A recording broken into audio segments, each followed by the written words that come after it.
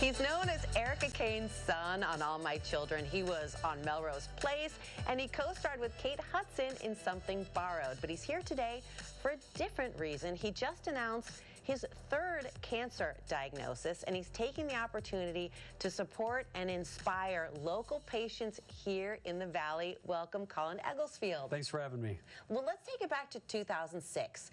Huge break for a young actor. You get cast on All My Children. Yeah, big break. You know, pursuing acting for 8-9 years. Finally get my big dream opportunity, and was had the opportunity to be Erica Kane's transplanted fetus son on All My Children. Of course. Of course. It's a soap opera. So it was, you know, one of the most exciting times of my life. And 6 months into my 3-year contract, I got diagnosed with testicular cancer. And, you know, it's like when you hear those words, when a doctor tells you you have cancer, it's like you think, well, how is that possible? I eat healthy, I exercise, I work out, and it just goes to show you that cancer does not discriminate. And after going through radiation treatment, surgery, it came back again the next year, so I had to have a surgery. So now I was in that high-risk category. So the benefit to all of this is that I've been making sure that I get my yearly checkups, and that's why I'm here. So guys, make sure you guys go out and get your PSA tests, and women as well, because breast cancer and prostate cancer are the most diagnosed cancers in the country. Roughly 300,000 men are diagnosed every year in the United States with prostate cancer. But the great thing is, if you detect it early enough, the cure rate is 97%. So I just had surgery 3 weeks ago at City of Hope Hospital here in Goodyear, and they've been amazing. They've got this incredible program called Cancer Fighters, because a big part of obviously going through a cancer journey is not just the physical part of it, but it's the mental, the emotional support that you need to be able to move through the scary, unknown part of all of this. Because even though you'd been through this twice before, this is still a shock. Yeah. It's scary. Yeah. And it's like, here we are again. Like, so, you know, what's been great about all of this is, and this is what I write about in my book, is that a lot of my acting training that we get trained as actors is what character do you need to create to be able to go into the audition and to play this role as this character. I found myself relying on a lot of these same principles and techniques.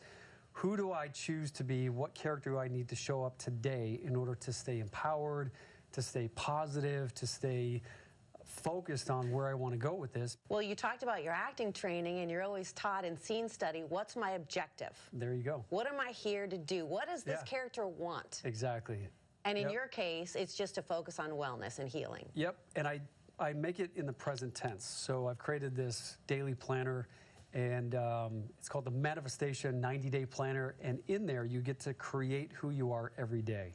So at the very top of every day it says I am, and I write I am healthy, or I am unstoppable, or I am Maximus from Gladiator, or whoever you choose to be that gives you that energy and inspiration to face whatever challenges you need to go through. There's some scientific evidence that that kind of visualization does work. Yeah, I mean, pro athletes use it. Right. You ever see, like, Olympic skiers? They do this. Before they go down, you can see them visualizing their route. And there have been scientific studies, and I write about it in my book, about the power of visualization and how even just visualizing it without actually physically doing it is essentially comparable to actually doing the actual practicing. There are even people who visualize tumors shrinking. Yep. And that's been shown to be effective. Yeah. Dr. Joe Dispenza talks a lot about that. Yep. Quantum healing, it's called. So on my cancer journey, I've been doing a lot of research because I actually was planning on going to medical school. So I have a degree in biology, and my senior year of college, I was listening on the radio, heard about this model search thing that I went to. So I was like, well, I'll just do that modeling thing for a few years, and then I'll go to medical school. One thing led to another, and then I ended up on TV playing a doctor a couple of times. But through this cancer journey, I've relied on my background of studying, you know, cell biology, immunology, and all of this stuff, and really learning about how the body operates and what cancer is. There's so many different types of cancers. Cancers are caused by environment, what we eat, caused by parasites, and so there's really no one magic bullet for when people are diagnosed with cancer. And I think we're seeing a lot of different healing modalities out there, a lot of more naturopathic and homeopathic ways that are healthier. So I use a combination of that, and then obviously doing this surgery, I've explored a lot of different routes. But for me, being almost 52 years old now, having cancer prior and having radiation treatment, radiation wasn't really an option for me, so I decided to do the surgery, and I'm glad I did it.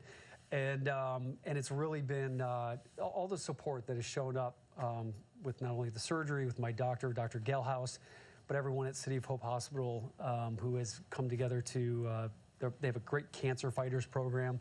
But all of this, you know, it takes an army to really help people get through all of this stuff. Well, before we let you go, thanks so much for coming in. Just a few weeks out of surgery. Yeah. How can people find you if they want to follow along or get some support for their cancer journey? They can go to my website, colinegglesfield.com, and also I'm on Instagram at colinegglesfield.com. And for everyone out there who is dealing with any sort of health journey or cancer or whatever it is, I do a lot of different support things, such as I do Zoom calls, and I'm doing my next retreat. It's a health and wellness retreat, actually here in Scottsdale. It's April 3rd through the 7th, and it involves hiking, yoga, sound bowl healing. We're going to be visiting my buddy's spa. It's called Unwind in North Scottsdale. They've got red light therapy, cold pool plunges, PEMF mats, all these like modern ways of healing. We're going to do horseback riding, and we're going to be doing an acting class. So where we get to perform and put on monologues and do all kinds of fun stuff. And also, if you can't make it to that, you can get Colin's book, Agile Artist.